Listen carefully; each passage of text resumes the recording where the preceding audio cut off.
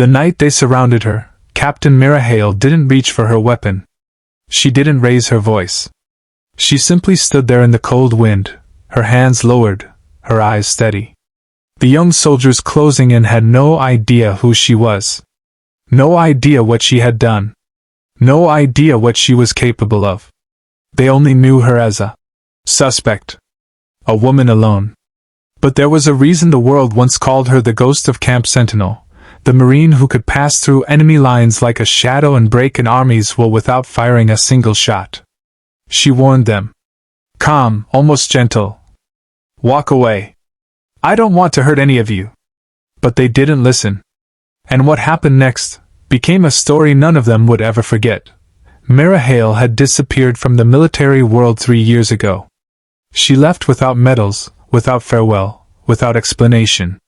Some said she was broken. Some said she was running from her past. Others whispered she had become too strong, too skilled, too unpredictable, and the Marine Corps didn't know what to do with a legend who refused to be controlled. But the truth was quieter than the rumors.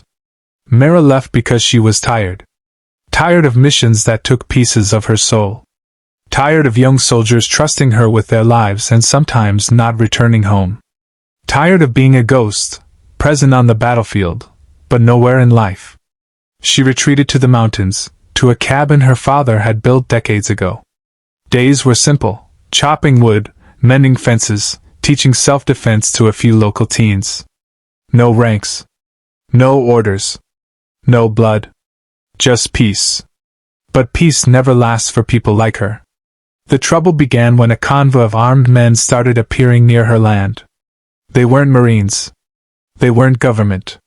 They moved like mercenaries but dressed like soldiers. Locals whispered their commander was hunting someone dangerous. Mira didn't care. Not at first.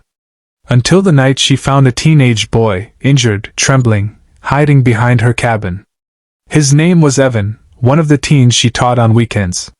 He could barely speak through the pain, but he told her enough. The mercenaries had raided his village, searching for a woman with Marine training. They thought she was a threat to their secret operation, something involving stolen military tech hidden deep in the forest. Mira felt something crack inside her. Not fear. Not anger. Responsibility. She had tried to leave her old life behind. But her old life had followed her. She treated Evan's wounds, then stepped outside into the moonlit cold, listening to the far-off hum of engines. They were getting closer. She could hear the trained footsteps, the formation. They were good. Not good enough to track her without her noticing, but good enough to be dangerous. She knew running wasn't an option. Not anymore. Mira sent Evan to hide underground in her storm shelter, gave him food, wrapped a blanket around him. The boy looked at her with wide, scared eyes and whispered, "Miss Mira, who are they? Why do they want you?" She hesitated. Not out of shame, but out of sorrow. She had never wanted anyone here to know. "I used to be someone else," she said softly. "Someone they're afraid of." Before dawn, she stood outside her cabin, waiting. And she remembered the last time she had stood like this, before an enemy platoon, outnumbered 30-1. The day she earned the name Ghost. But this time was different. This time she didn't want to fight. Yet when 20 armed mercenary soldiers approached through the trees, raising their rifles, Mira understood something clearly. If she didn't stop them here, they would tear apart the whole mountain, and Evan's family would be next. The lead soldier stepped forward, barking orders, calling her a fugitive, demanding she surrender. Mira didn't speak at first. She studied them, foot positioning, trigger discipline, nervous eyes. They were trained but inexperienced. They didn't know the danger they were walking into. Finally, she exhaled and said the warning she hoped would end this peacefully. "You don't want to do this. Turn around. I'm giving you a chance." They laughed.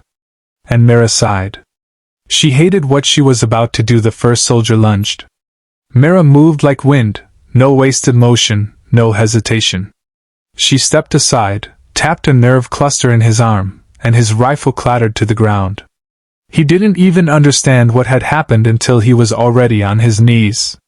The others rushed in, shouting, panicked more than coordinated. Mira flowed between them with terrifying calm, redirecting momentum, disabling joints, striking precisely. Not killing. Not even seriously injuring. Just ending the fight before it could escalate.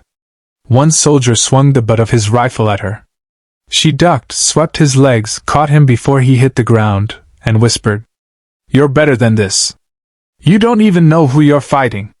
In less than 40 seconds 8 men were down, groaning, disarmed, confused, and staring at her like she was something out of a myth. Then the commander stepped forward. Colonel Drake Varson.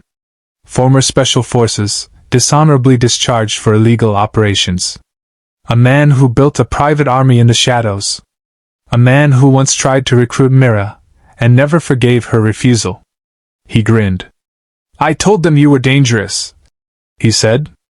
"I warned you," Mira replied quietly. The colonel signaled his second wave.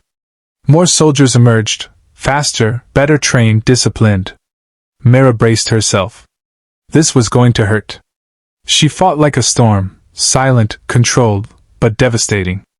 Every soldier who reached her fell, not because she hated them but because she couldn't let them harm innocent people.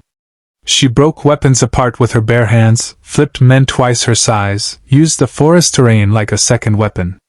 But even she had limits. A blow to her ribs. A cut along her arm. A stun grenade that left her vision rattling. She stumbled, breath sharp, strength fading. Drake approached, confident, smug, sure of his victory. "You should have joined me," he sneered. "You were born for war." Mira forced herself upright. Every muscle trembled. "I wasn't born for war," she said. "I just survived it." The colonel raised his pistol.